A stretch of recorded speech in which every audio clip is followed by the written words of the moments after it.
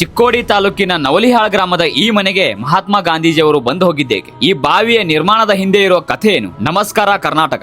ನವಲಿಹಾಳ ಹೊರವಲಯದ ಗುಜ್ಜರಮಾಳದಲ್ಲಿ ಹೊರನೋಟಕ್ಕೆ ಇದೊಂದು ಯಕಶ್ಚಿತವಾದ ಪಾಳು ಬಿದ್ದ ಮನೆಯಂತೆ ಕಂಡರೂ ಇದರೊಳಗಡೆ ಅಡಗಿದೆ ಕಾಲವು ಅಳಿಸಲಾರದ ಒಂದು ನೆನಪು. 1934 ಒಂದು ಕಡೆ ಭಾರತ ಸ್ವತಂತ್ರದ ಕನಸಿಗಾಗಿ ಹೋರಾಟದ ಜ್ವಾಲೆಯಲ್ಲಿ ಉರಿಯುತ್ತಿತ್ತು, ಮತ್ತೊಂದು ಕಡೆ ಸಮಾಜ ಜಾತಿ ತಾರತಮ್ಯ ಮತ್ತು ಅಸ್ಪೃಶ್ಯತೆಯ ಸಂಕೋಲೆಗಳಿಂದ ಬಳಲುತ್ತಿತ್ತು. ಅಂತಹ ಕಾಲಘಟ್ಟದಲ್ಲಿ ಮಾರ್ಚ್ 7 ಮತ್ತು 8ರಂದು ಹರಿಜನೋದ್ಧಾರ ಮತ್ತು ಗ್ರಾಮೋದ್ಧಾರ ಸಂದೇಶವನ್ನು ಹೊತ್ತು ಬಂದಿದ್ದ ಗಾಂಧೀಜಿಯವರು ಇಲ್ಲಿನ ಶ್ರೀಮಂತ ವ್ಯಾಪಾರಿಯಾಗಿದ್ದ ಅಕ್ಷಯ್ ಚಂದ್ ಗುಜ್ಜರ್ ಅವರ ಮನೆಯಲ್ಲಿ 2 ದಿನಗಳ ಕಾಲ ತಂಗಿದ್ದರು. ಅವರ ಭೇಟಿಯ ಸವಿನೆನಪಿಗಾಗಿ ಇಲ್ಲೊಂದು ಮಾವಿನ ಸಸಿಯನ್ನು ಸಹ ನೆಟ್ಟಿದ್ದರು. ಆ ಸಮಯದಲ್ಲಿ ಈ ಪ್ರದೇಶದಲ್ಲಿ ಕಾಲಕ್ಕೆ ತಕ್ಕ ಹಾಗೆ ಮಳೆ ಏನೋ ಆಗುತ್ತಿತ್ತು. ಆದರೆ ಬೇಸಿಗೆಯಲ್ಲಿ ತೀವ್ರ ಬರಗಾಲ ಇರುವುದರಿಂದ ಜನ ಕುಡಿನೀರಿಗಾಗಿ ಪರದಾಡುವಂತಿತ್ತು. ಹಾಗಾಗಿ ಗಾಂಧೀಜಿ ಅವರು ತಮ್ಮಲ್ಲಿನ ಸ್ವಲ್ಪ ಹಣ ಹಾಗೂ ಊರಿನವರ ದೇಣಿಗೆಯಿಂದ 1965 ರೂಪಾಯಿಯನ್ನ ಸಂಗ್ರಹಿಸಿ ನವಲಿಹಾಳ ಊರಿನಲ್ಲಿ ಸೇದುವ ಬಾವಿಯೊಂದನ್ನ ಕೊರೆಯಿಸಿದ್ದರು. ಇವತ್ತಿಗೆ 9 ದಶಕಗಳು ಕಳೆದರೂ ಈ ಬಾವಿಯ ನೀರು ಕಮ್ಮಿಯಾಗಿಲ್ಲ. ಜನ ಇದನ್ನ ಇಂದಿಗೂ ಗಾಂಧಿ ಬಾವಿ ಎಂದೇ ಸಂಬೋಧಿಸುತ್ತಾರೆ. ಅದಷ್ಟೇ ಅಲ್ಲದೆ